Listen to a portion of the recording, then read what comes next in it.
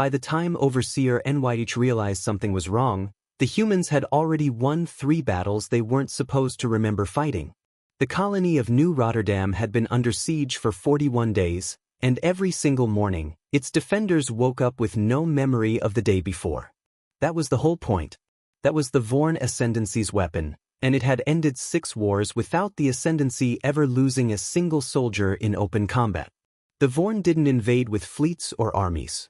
They invaded with a field, a slow, spreading neural resonance that settled over a planet like fog and quietly, gently, permanently erased the last 24 hours of memory from every mind beneath it, every single night, forever, until the population simply stopped being able to hold a plan, a grudge, a war, or a reason to keep fighting.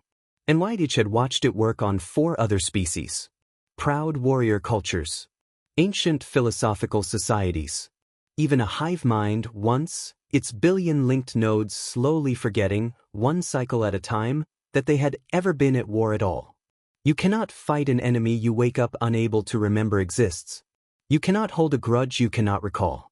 Eventually, every species the Vorn had ever fielded the resonance against had simply stopped resisting. Not from surrender. From amnesia. It was, NYH privately believed, the kindest possible way to conquer a world. Nobody even remembered losing. Humanity, according to the Ascendancy's threat assessment, should have folded faster than any of them. Humans were short-lived to begin with, reliant almost entirely on memory to accumulate anything across a single lifetime, let alone a war. No hive mind to fall back on. No genetic memory passed between generations. Just soft, fragile, individual minds, each one utterly dependent on remembering yesterday in order to plan for tomorrow. Strip that away, and what was left? NYTH expected nothing. NYTH expected New Rotterdam to fall within a week. It had been 41 days, and the colony's defenses were, impossibly, getting better. He didn't understand it yet, standing in his command dome above the fog-shrouded colony, watching human defensive positions shift and adapt night after night in patterns that made no sense for a population that wasn't supposed to remember its own tactics. Supply caches kept appearing in exactly the right places to counter Vorn troop movements. The humans, by every model his analysts had built, should have had no memory of ever detecting. New fortifications went up overnight in precisely the gaps his last assault had exploited, gaps that had existed and been forgotten 24 hours earlier. "It's not possible," said NYH's field commander, a Vorn named Asra, watching the same reports. "The resonance is holding at full strength. Their neural scans confirm total memory wipe every cycle, without exception." "Then how," NYH said, "are they still adapting?" He would learn the answer on day 42, and it would be the most human thing he ever witnessed, and he would spend the rest of his long life unable to stop thinking about it. Colonel Aisha Okafor woke up that morning the way she woke up every morning now, with no memory of the day before, staring at a ceiling she didn't recognize in a bunker she couldn't place, for exactly 4 seconds of pure, disorienting panic. Then her eyes found the wall. Every wall of the bunker was covered in writing. Not neat.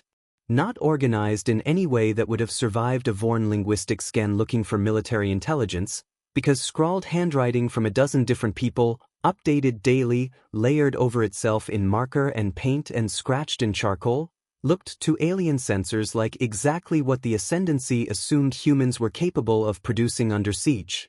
Noise. Panic. The scribblings of a dying, forgetting population. It wasn't noise. It was the entire war. Day 41. Your name is Aisha Okafor. You are a colonel. This is New Rotterdam. We are at war with something called the Vorn. They wipe our memory every night. You won't remember reading this before, but you've read it 40 times. Trust the wall. The wall doesn't forget. Enemy troop movements pattern toward the northern ridge on cycles of 3. Sergeant Marcus Webb is your second. He's a good man. Trust him immediately, you'll like him again in about 10 minutes. There is coffee in the second cabinet. You always ask about the coffee first. It's a good sign you're still you. Beneath that, in different handwriting, tactical update, cycle 41, northern assault predicted 0600, reinforce grid 7. And yes, Colonel, the coffee's still there.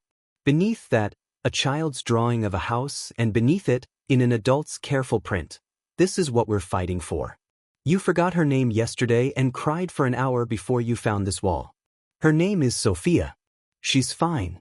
She's in the shelter. Go see her before the briefing, you always feel steadier after. No single human on that colony remembered the war for longer than a day. But the wall remembered everything.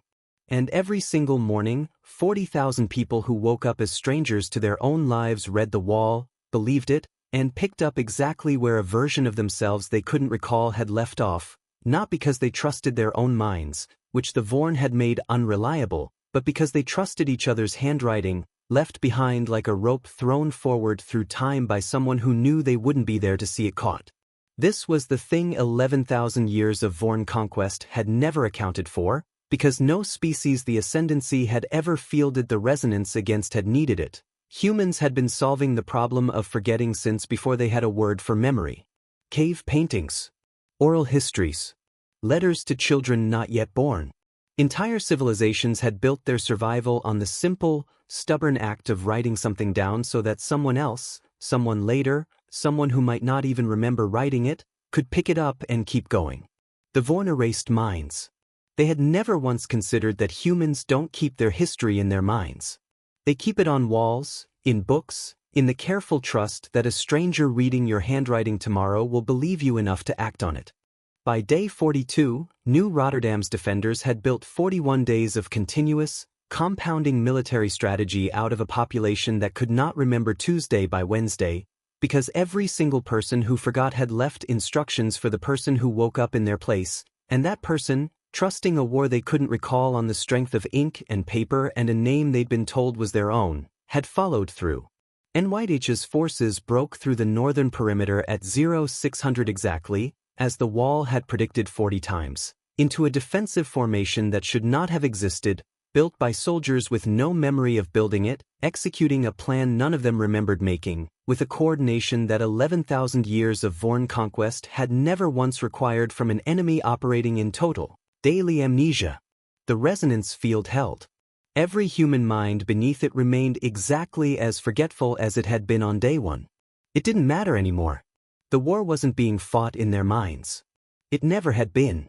NYH watched his forces break against a colony that, by every neural scan his fleet possessed, had no memory of ever fighting him before, and finally understood, standing in his command dome as New Rotterdam's improvised artillery, rebuilt overnight from instructions on a wall by a crew that couldn't remember the previous night's failed attempt, found his flagship's range on the third try instead of the first, because someone, somewhere, had written down what went wrong the first 2 times. He gave the order to withdraw the resonance field on day 43. Not from mercy. From the slow, dawning horror of a species that erases minds for a living, realizing it had just spent 42 days teaching an amnesiac colony exactly how it worked, and that the colony had written every lesson down. Colonel Aisha Okafor woke up on the first morning without the fog in 6 weeks, and for the first time, remembered yesterday. She walked straight to the wall out of habit before she caught herself, then read it anyway, the way you'd revisit an old friend's handwriting. The last line, added sometime in the night by someone who must have known the fog was finally lifting, was short. Whoever you are when you read this, we made it. Don't forget this part. She didn't. But somewhere past the colony's ruined perimeter, retreating into deep space with a war he no longer understood, Overseer Enwich was already filing a new classification for humanity in the Ascendancy's 11,000-year archive of conquered minds, the first entry of its kind, and the last thing he wrote before the fleet went dark. Species does not require memory to remember how to win.